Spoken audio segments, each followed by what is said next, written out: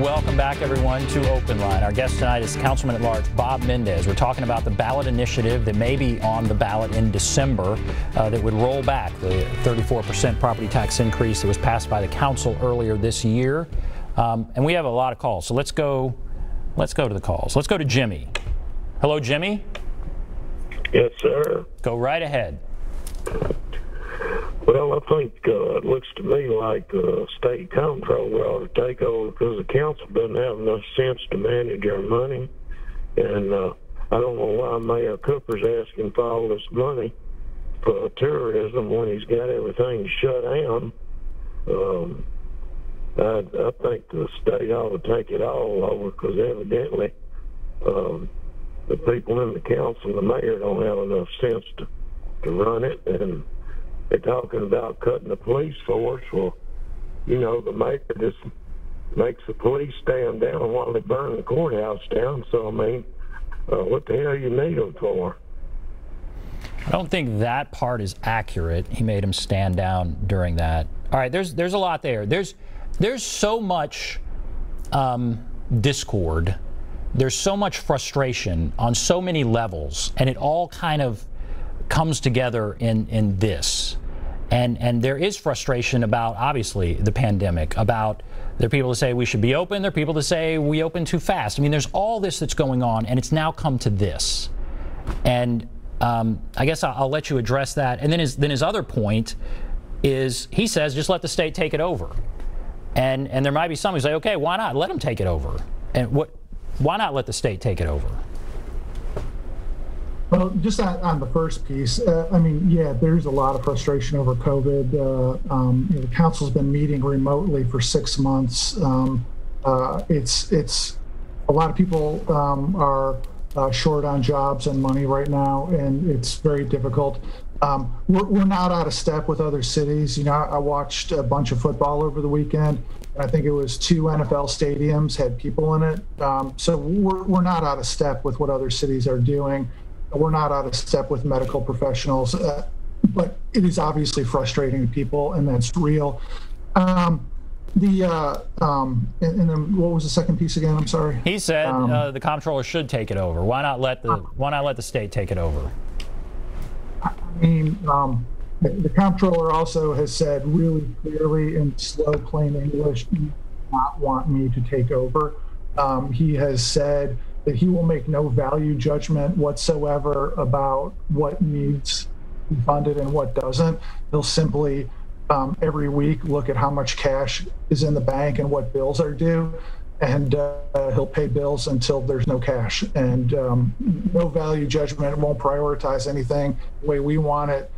He's been as clear as a bell about that we would not enjoy having somebody else writing the checks. And speaking with people in the comptroller's office, they make it clear that the comptroller doesn't want to take over, and he doesn't want other cities to think that's a way out. And so it is not pleasant if he has to do this. It's almost designed to be unpleasant. Otherwise, cities would just say, yeah, you do it. You take it over. I should say, the comptroller's not going to take over.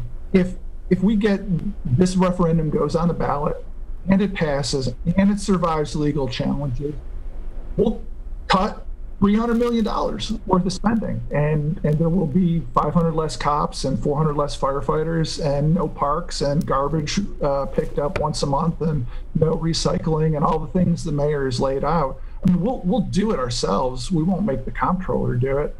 So there won't be a takeover. I mean, but so who does the cutting is really not relevant. The question is whether we want to take this Facebook rant of a referendum and make it law, and that I think would be brutal for taxpayers and services, whether we do the cutting or whether the comptroller does the cutting. Let's go to line 2. Hello, Tony. Tony. Yeah. Go right ahead. Thank you for taking the call. Now I want to ask this man. Councilman Mendes was on there when Mayor Cardine was in there. And Cardine sold some land in Bardo area to private developers, and he got about $8 to $10 million off of it. He turned it into this this thing downtown, this park downtown. He didn't have no word to say on that, and he could have used that in that budget. Now, he had plenty of time for all these rainy day funds to build up. And you got all these people coming in town for the Titans. American Prosperity asked them to negotiate all these contracts with all these companies and affiliates 3 months ago, especially the Titans and all, and they refused to do it. When you give the Titans $500,000, put new seats in the stadium and a new scoreboard, something's wrong with you.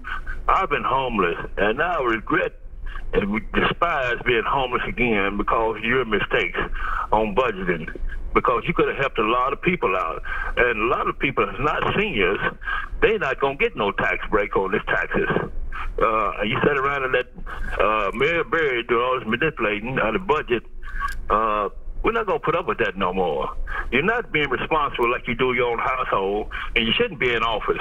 And I hope this thing do pass, because I signed it. Because It's ridiculous how you just took advantage of people in the downtown in this recycle. Thank you. All right. So that's, Tony, some of the frustration you're hearing there. How do you want to respond to that?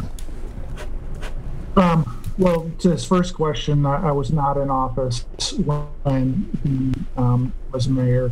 And Ben, you know that my record from last term was that my number one objective was reform on tax increment financing, and we've accomplished a near complete stop on tax increment financing since I've been in office. There hasn't been a new TIF loan made for a couple of years now, and I'm not anticipating any. That as a financing mechanism is over, largely due to legislation that I sponsored and got passed last term. So I share the frustration with the way how some economic development deals were going on in previous years. Listen, his frustration is real. And it is made worse by COVID. It's made worse by the downturn. It's made worse by everybody quarantining and staying away from each other. And it's real.